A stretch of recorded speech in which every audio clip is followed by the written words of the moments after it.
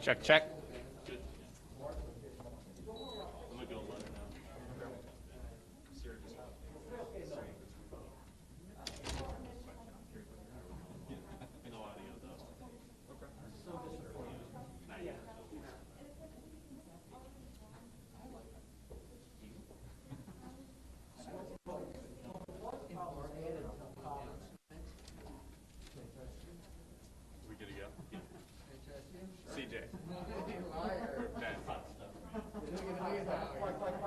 Like anybody knew who the last guy was, other than the fact he was standing there next to Sarah. Who's the new guy going to be? Hey, Ben, we're live right now. Is he going to be bringing us a Ready? We're ready.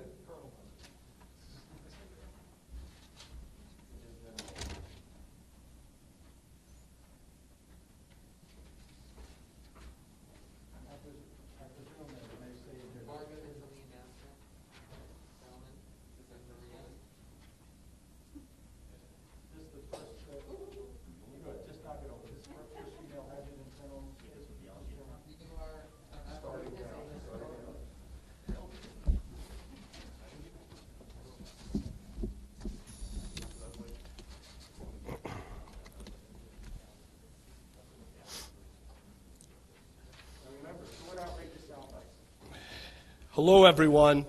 Thank you all for being here. I'm excited today to recognize the career of Major General Mick McGuire and welcome our newest Adjutant General. I've had the honor of working with Major General McGuire since I first took office. He was appointed in 2013 before I was elected, and he served his state and his country honorably ever since. I'm especially grateful for General McGuire's support this past year as we've navigated through the COVID-19 pandemic. He stepped into an outsized role early on, and he and his team have been instrumental ever since. Members of the National Guard have helped operate testing sites, transported medical supplies to remote areas of our state, packed boxes and distributed food at local food banks, and most recently, they've helped operate our mass vaccination sites very successfully. I want to thank all the members of the National Guard for your dedication and hard work. I also want to recognize the work that General McGuire and his team have done to help secure our borders over the past few years. In 2018, we deployed more than 300 troops from the National Guard to support President Trump's border security mission. The support mission was a success thanks to the dedication of our troops and the leadership of General McGuire. I look forward to working with General McGuire's successor to address the present situation at the border. And with that, today I am eager to announce that I will be appointing General Kerry Muellenbeck as Arizona's newest Adjutant General, and the Director of the Arizona Department of Emergency and Military Affairs. General Muellenbeck moved to Arizona in 1993, where she served as an Assistant Staff Judge Advocate at Davis-Monthan Air Force Base. Then in 1997, she joined the Arizona Air National Guard, serving as both a wing level and headquarters Staff Judge Advocate. General Muellenbeck served in numerous roles until she became Arizona's Deputy Adjutant General in 2018. Kerry has a PhD in Justice Studies. She has a law degree, and she has over 2 decades of leadership and expertise in the National Guard. Now General Muellenbeck can add another title to her impressive resume, the first female Adjutant General in the history of Arizona.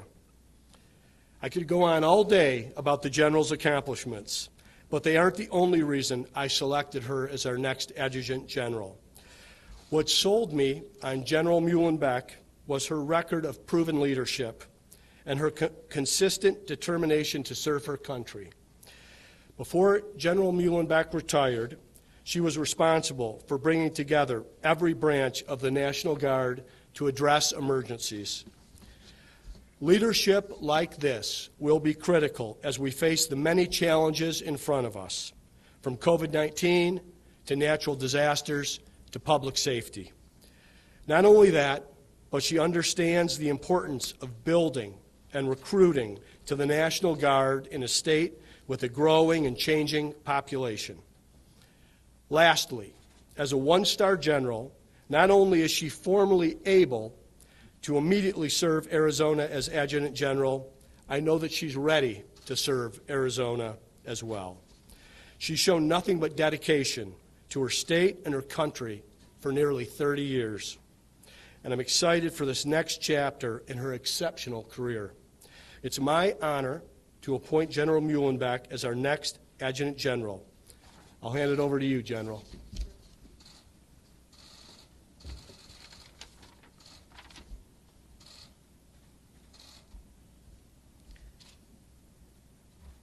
Just taking it all in.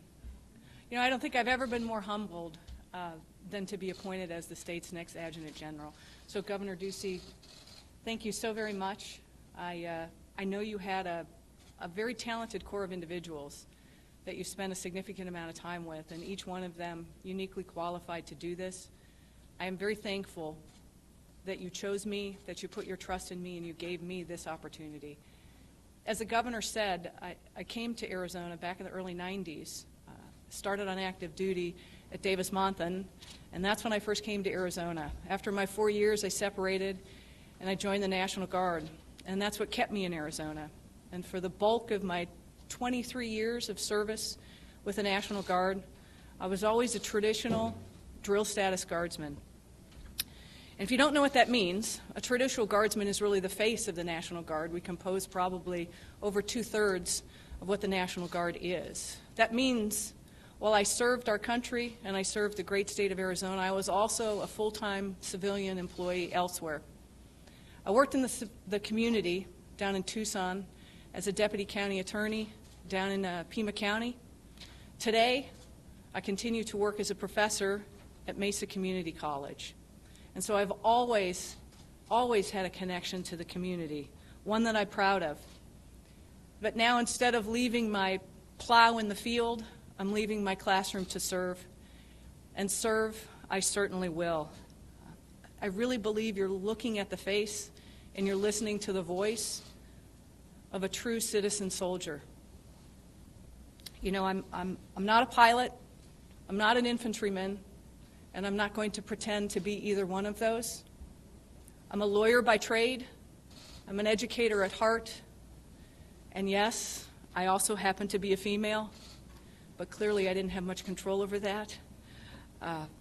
Don't get me wrong, the historical importance of being the first female Adjutant General in Arizona is not lost on me, but I do hope that what I've done and who I am is more important than simply my sex. You know, I've never considered myself a female member of the military. I was always just another member of the military. And as the Adjutant General, really my new role is to enable the soldiers and the airmen and the civilians of whatever race, creed, ethnicity, sex they are, to be wildly successful. That is my role. You know, I'm so proud to return to an agency, one that continues to test its mettle in really what has been a chaotic and ever-changing world. A big part of me feels like I'm coming home. You know, I haven't been gone that long. And whenever I look at the uniform, whatever restlessness I have, it always calms and it always goes away. And putting on the uniform today, it was no different, even though I knew I was going to face a corps of reporters, right, and stand here at the executive tower. So the uniform is comforting to me. It's something I'm used to, and I know, moving forward, that the National Guard will continue to meet all their partners wherever they are, and that we will remain ready, we will remain always there. I have to tell you, I was mentored the last 5 years of my career by a phenomenal leader, and that was General McGuire. And I have some very big shoes to fill, figuratively and literally. I was also mentored by a significant number of my peers and my subordinates. They were Army, they were Air Force. right? True and true. They were soldiers, they were civilians, and it's all those shoulders that I know I will stand on as we move forward. And together with the 8,300 members of our department, it's going to continue to soar, just like it did under General McGuire. And I couldn't be more thankful, Governor Ducey, for this opportunity and for the faith and the confidence you've placed in me. Thank you so much.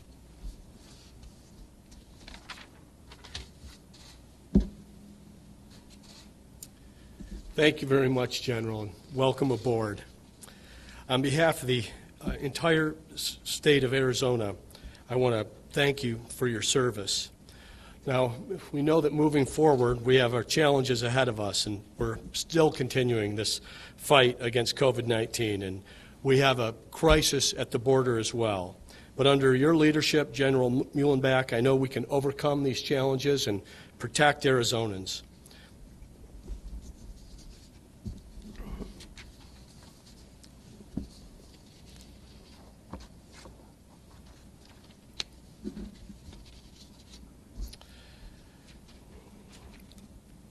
So before we get to questions, I want to once again recognize General McGuire for his service to the state of Arizona and the United States. From his time as an Air Force pilot to his tenure as the Adjutant General of Arizona, General McGuire's overcome numerous challenges with leadership and determination. I want to thank him for his service to our state and our nation. I want to thank him for what he has stepped up to do leading DEMA during this pandemic. He's been someone that has served the state, the administration, and the nation very well. And I also want to thank him for his help in this transition. If the women and men that General McGuire put in front of me for this selection process are any reflection of the talent and depth of the United States military, we can all sleep very well tonight in the homeland, and I pity our enemies around the globe. And with that, I'll turn it over to you, General McGuire. Thank you, Governor Ducey. Thank you very much, and good morning, General Muellenbeck, and good morning to all partners in the media and fellow citizens here in Arizona. I first want to say thank you to Governor Ducey. I've served with Governor Ducey since the transition in 2014 and then into 2015, and I appreciate the trust and confidence you have put in me and the entire 8,300 men and women team here in the Arizona National Guard. We represent the fabric of this state in all 15 counties at 29 locations around the entire state of Arizona. We represent urban and rural, teachers and factory workers, plumbers and pilots. And they come to work every day as part of the community. And over the last year, we called 85% of them to duty at some point. The height of it being during the civil unrest when there was a statewide curfew declared. 85%. To put that in context, we have never deployed that number of National Guardsmen for responses in the homeland since the first Adjutant General was appointed in Arizona in 1865. And the only time we Pearl Harbor and the mobilization of this great nation in World War II. And it's why you hear me say these young men and women are the next greatest generation. I'd be remiss if I did not say thank you to Governor Brewer for having the trust and confidence in me to take a risk on a young one-star general from Tucson, Arizona that was serving as an F-16 pilot and saying, you've never spent a day in your life at the state headquarters, not one day. No, ma'am, you're perfect. Why? Because if there needs to be cultural change, innovative thought, sometimes you got to think outside the box, and I thank her for taking that risk. And to all of the soldiers and airmen in the organization, you know, we understand this idea of faith, family, duty. My family, my wife, and 3 beautiful daughters, they sacrificed.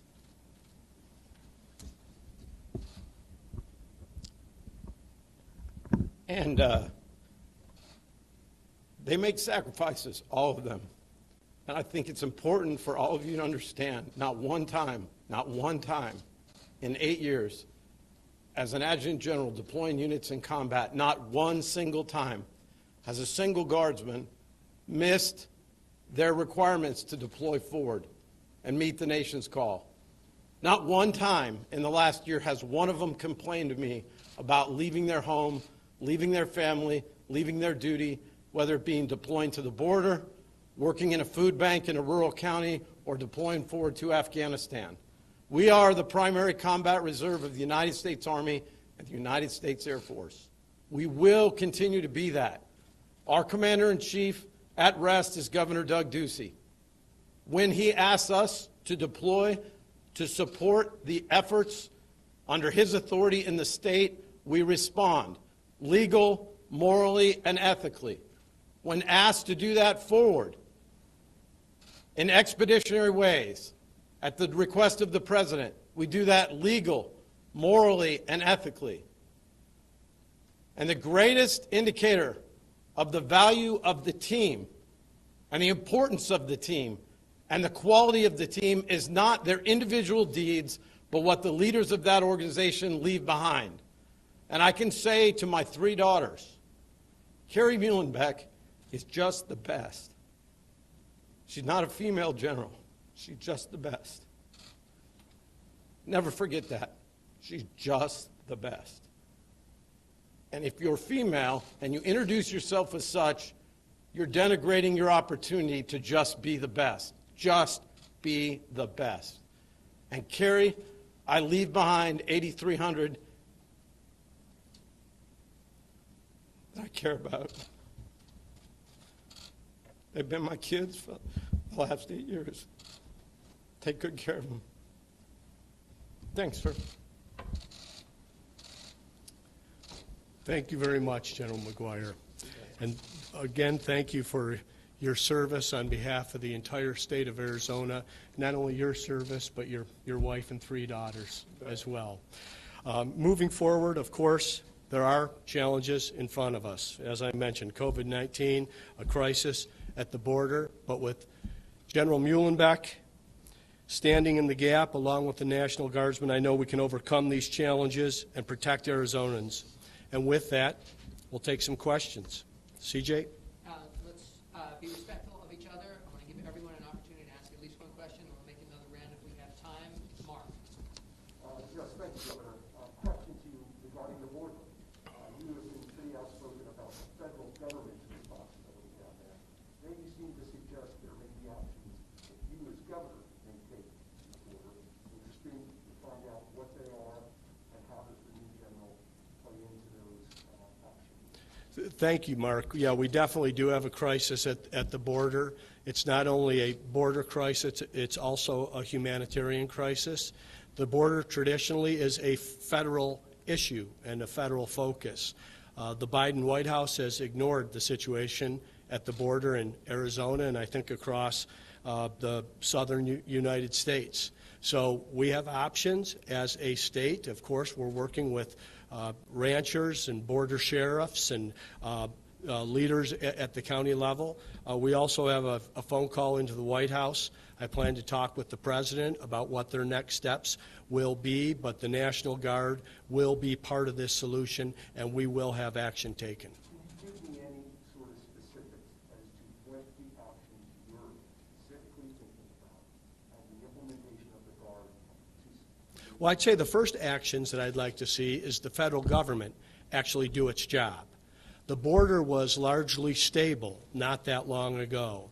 Today we have 170,000 people that have been apprehended. We have nearly 18,000 children that are in the care of the federal government, and the federal government's not very good at being a parent. We have over 4,000 people that have crossed the border that have been convicted criminals in previous years. So this is something that we need federal support. Now, Arizona is going to do its part, of course, but if we protect Arizona and these same folks are coming through Texas or New Mexico or California, it really goes for naught. So The National Guard to the border is not something new.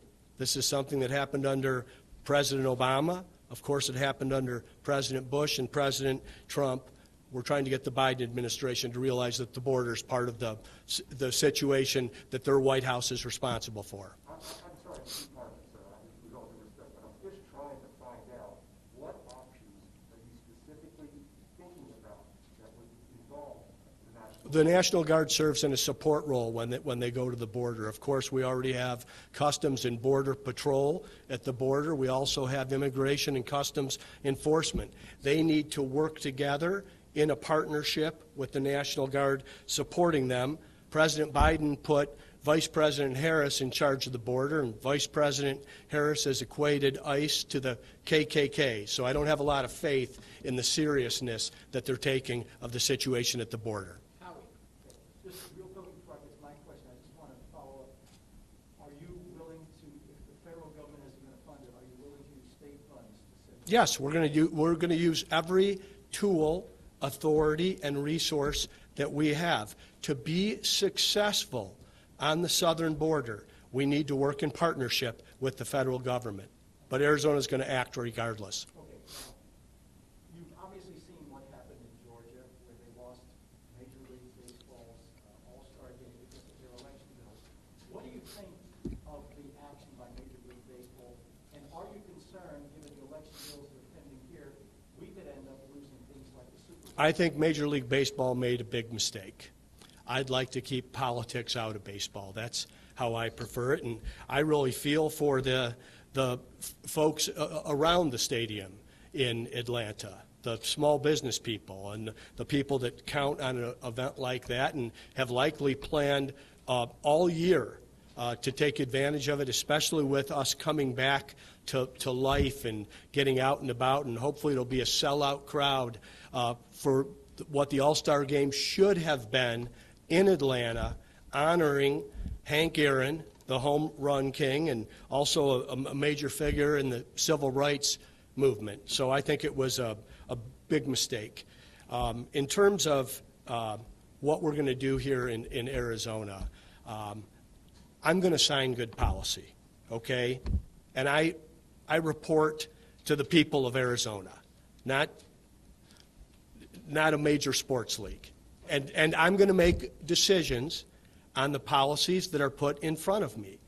And if good policy is put in front of me, I'm going to enthusiastically sign it.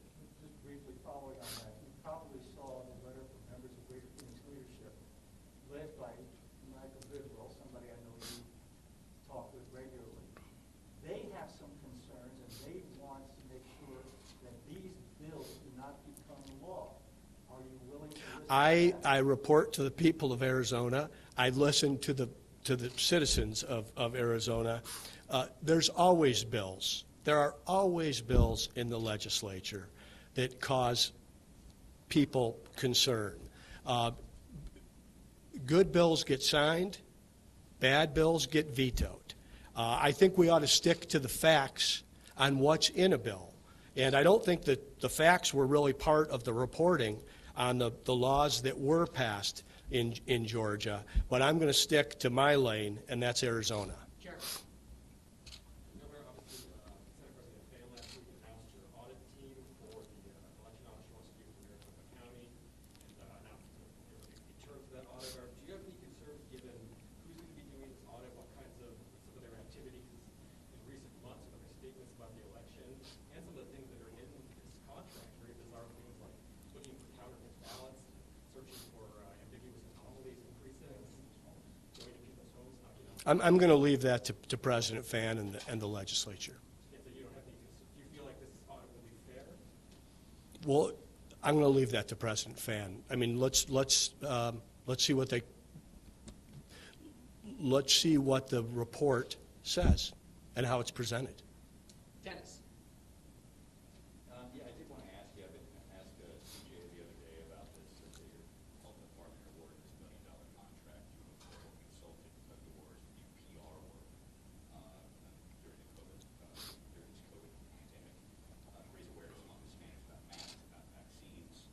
Do you think single source, no non-competitive contracts for this kind of important work is the best way to keep this kind of business? Well, I'm not aware of the award that you're discussing. I trust Kara Christ and her leadership at the Department of Health Services, and I'm certain they made a good decision. Does it look, how does the public not look at this as cronyism, as someone getting paid back? Like I said, you're breaking news,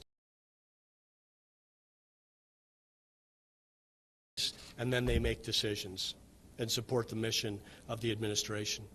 Raises no concern to you that one of your paid consultants got? Dennis, I don't have any idea what you're talking about. Well, I'd have to have some idea what you're talking about. So, Let's go to Jonathan. Just to follow up on Howie's question, other than the public GPL letter, have you heard from members of the business community about the election bill? I hear from a lot of people. I'm proud of the broad network and the large amount of coalitions that have been supportive of the administration over the years. And of course, every legislative session, people want to make their case. That's why we go through the briefing process we do when a bill does pass through both chambers. I think 92% of the legislation that I've signed since becoming governor has been bipartisan legislation. I think Arizona's record as a state in terms of growth and economic prosperity and personal income growth, as long as net in-migration is good or better than any state in the country. So we've moved good policy forward. People want to make the case in this session. In many years, we lost the session last year. So I'm going to be listening. I'm going to be open-minded, but I'm going to be signing good policy and vetoing bad ideas. But the chamber has every right. They are a co-equal branch of government, and this is how our laws are made. They're presented by legislators. They go through both chambers. They need a majority vote. And if they're successful on the third reading, they come to the governor. You mentioned earlier that there's been misreporting around the Georgia bill. If that came up to you, is that something that you would have signed? I don't think that's a really fair hypothetical, which is what it is, and you know I'm not going to trade in hypotheticals, but Arizona's been a leading state in terms of election reform, improvement, and integrity since 1992. Many of these other states are aspiring to have much of what we have here in Arizona. So I just don't think it's a fair analogy, because their laws are completely different than ours. Dylan? I will point out, though, some of the things that were said about the Georgia law were pointed out by the Washington Post with 4 Pinocchios for what the comments President Biden made on how he presented the law in the state of Georgia. That's quite a fact check. Yeah, you did say several times that you're going to sign good policy, you're going to sign bad policy. I know you don't like to comment on any legislation. And I don't. Have gotten a lot of attention. Have you seen bad policy that's about to come up here? Is there anything that's pending down there that you consider bad policy to consider? I'm going to stick to my policy on this. I mean, I think there's something like 16 or 1700 bills that have been dropped. Okay. Well, it's very, very rare, and I know that you know this because you've been down here this long, that a bill as presented is the bill that arrives if it is successful. So it is the input of the 90 elected leaders in their own right along the way that will determine if the bill fails, if it succeeds. And then I do have a role as the executive whether I would determine it to be good policy. Dylan? Governor, so you've been a big champion of Arizona's elections even seconds ago, talking about how well Arizona has done elections here. You were there on November 30th signing the election result official. Do you think the Senate audit is necessary? I'm going to leave that to the Senate. I've said what I've said about Arizona's elections. Of course, you were there on the 30th. All 15 of our counties certified the results. They were audited.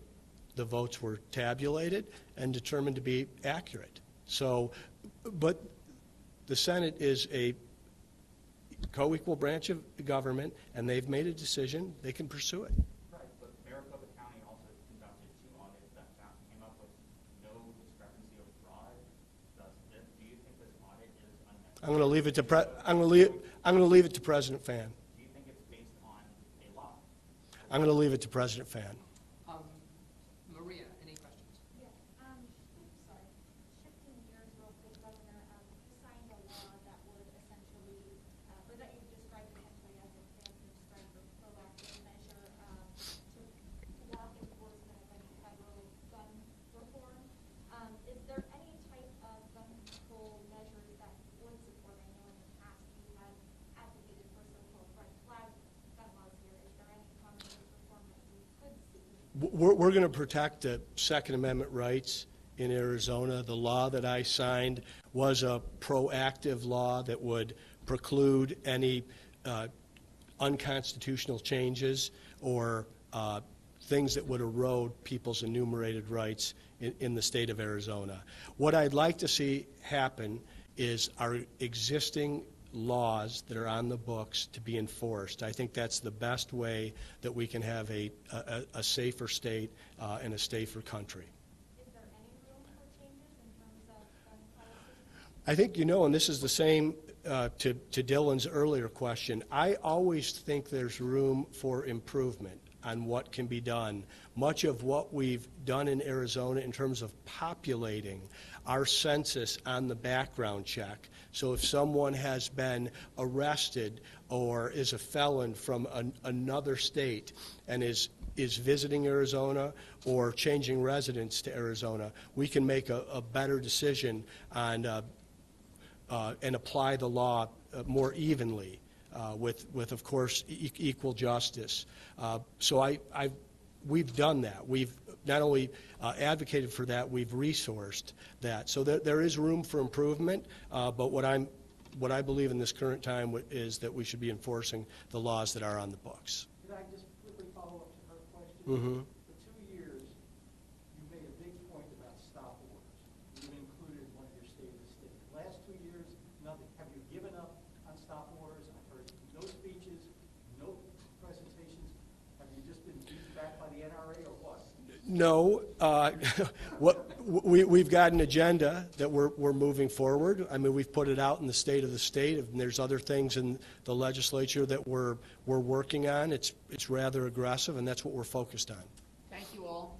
Thank you, everyone, and again, congratulations to General Muellenbeck. I'm very much looking forward to working with you in the coming years, and again, to General McGuire. I know this isn't goodbye. It's a thank you, and your service to Arizona and your representation of the women and men in the National Guard has just been incredible.